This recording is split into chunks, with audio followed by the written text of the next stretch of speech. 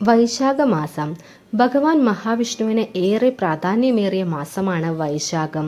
മാധവമാസമെന്നും അറിയപ്പെടുന്ന ഈ മാസം മാസങ്ങളിൽ ഏറ്റവും നല്ല മാസമായി കണക്കാക്കപ്പെടുന്നു. ഈ മാസത്തിലുടനീളം ഭഗവാൻ മഹാവിഷ്ണുവിനെ ഭജിക്കുന്നതും വിഷ്ണു ക്ഷേത്രങ്ങളിൽ പോകുന്നതും വിഷ്ണു നാമങ്ങൾ ജപിക്കുന്നതുമെല്ലാം പുണ്യദായകമാണ്. വൈശാഖ മാസം എങ്ങനെയാണ് അനുഷ്ഠിക്കേണ്ടത് എന്നാണ് ഈ വീഡിയോയിലൂടെ നോക്കുന്നത്. ഈ മാസത്തിലുടനീളം ഭഗവാൻ ലക്ഷ്മി ദേവിയോടൊപ്പം ഭൂമിയിൽ വസിക്കുന്നു എന്നാണ് വിശ്വാസം. അഥവാ വിളിച്ചാൽ വിളിപ്പുറത്ത് തന്നെ ഭഗവാൻ ഉണ്ട് എന്ന് സാരം.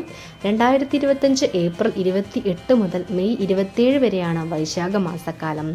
ഈ കാലയളവിൽ ചില ചിട്ടകൾ പാലിക്കുന്നതിലൂടെ വർഷം മുഴുവൻ ഐശ്വര്യം നിലനിർത്താൻ സഹായകമാകുന്നു. ചില ചിട്ടകളോട് കൂടിയിട്ട് വൈശാഖ മാസം അനുഷ്ഠിക്കുക. വൈശാഖ മാസത്തെ പ്രഭാത സ്നാനം, ജപം, ദാനം, വ്രതം, ക്ഷേത്ര ദർശനം എന്നിവയിലൂടെ സമ്പത്തും സർവ്വ ഐശ്വര്യങ്ങളും വന്നു ചേരുന്നു. അഥവാ വൈശാഖ മാസത്തിലുടനീളം നമ്മൾ ചെയ്യേണ്ട പ്രധാനപ്പെട്ട കാര്യം പ്രഭാത സ്നാനമാണ്. രാവിലെ എഴുന്നേറ്റിട്ടുള്ള പ്രഭാത സ്നാനം നിർബന്ധമാണ്. മറ്റു കാര്യങ്ങൾ ചെയ്യുന്നതിന് മുമ്പുള്ള പ്രഭാത സ്നാനം നിർബന്ധമായിട്ടുള്ള കാര്യമാണ്. വിഷ്ണു നാമങ്ങൾ ജപിക്കുക, ദാനധർമാദികൾ ചെയ്യുക, പറ്റുന്ന ദിവസങ്ങളിലെല്ലാം ഒരിക്കലൂണ് പോലെയുള്ള വ്രതങ്ങൾ അനുഷ്ഠിക്കുക, വിഷ്ണു ക്ഷേത്രങ്ങൾ ദർശിക്കുക എന്നുള്ളതാണ് വൈശാഖ മാസത്തിൽ നമ്മൾ ചെയ്യേണ്ട പ്രധാന കർമ്മങ്ങൾ. വൈശാഖ മാസം വിഷ്ണു ക്ഷേത്രങ്ങളിൽ പോകുന്നത് വളരെ നല്ലതാണ്. ശ്രീ ഗുരുവായൂരപ്പന് ഈ മാസത്തിൽ ഒരിക്കലെങ്കിലും ഗുരുവായൂരിൽ പോയി ദർശനം നടത്തുന്നത് കോടി പുണ്യം ലഭിക്കുന്ന കാര്യമാണ്. അപ്പോൾ പറ്റുന്നവരെല്ലാം ഗുരുവായൂരപ്പനെ നേരിൽ ഗുരുവായൂരിൽ പോയി കാണാൻ ശ്രമിക്കുക.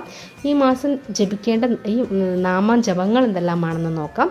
ഈ മാസക്കാലം ദിവസേന വിഷ്ണു ഗായത്രി കുറഞ്ഞത് 9 തവണയെങ്കിലും ജപിക്കണം. 108 തവണ ജപിക്കുന്നത് അതിശ്രേഷ്ഠമായിട്ടുള്ള കാര്യമാണ്. അപ്പോൾ പറ്റുന്നവരെല്ലാം 108 തവണ ജപിക്കാൻ ശ്രമിക്കുക.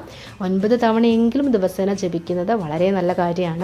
രാവിലെ കിഴക്കോട്ടോ വടക്കോട്ടോ അഭിമുഖമായിട്ട് നിന്നിട്ട് വേണം വിഷ്ണു ഗായത്രി ജപിക്കാൻ. മഹാവിഷ്ണു ഗായത്രി മന്ത്രം ഇവിടെ കൊടുത്തിട്ടുണ്ട്. ഓം നാരായണായ വിദ്മഹി വാസുദേവായ ധീമഹി തന്നോ വിഷ്ണു പ്രചോദയാത്. ഓം നാരായണായ വിദ്മഹി വാസുദേവായ ധീമഹി തന്നോ വിഷ്ണു പ്രചോദയാത്. കൂടാതെ ഓം നമോ നാരായണായ, ഓം നമോ ഭഗവതി വാസുദേവായ, അങ്ങനെ നമുക്കറിയുന്ന വിഷ്ണു നാമങ്ങളെല്ലാം തന്നെ നമുക്ക് പറ്റുന്നത്ര തവണ ജപിക്കാം. അതിൽ എണ്ണങ്ങളോ കാര്യങ്ങളോ ഒന്നും തന്നെ നോക്കേണ്ട ആവശ്യമില്ല.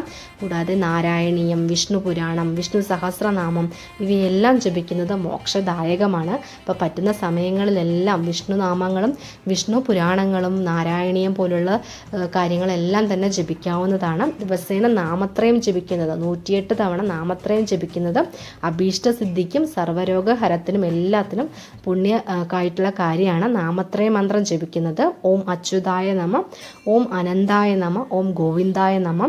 ഇതെല്ലാം നമുക്ക് പറ്റുന്ന തവണ എണ്ണങ്ങളും കാര്യങ്ങളും ഒന്നും തന്നെ നോക്കേണ്ട ആവശ്യമില്ല. നമുക്ക് പറ്റുന്നത്ര തവണ ജപിക്കാവുന്നതാണ്. ഓം അച്യുതായ നമ, ഓം അനന്തായ നമ, ഓം ഗോവിന്ദായ നമ.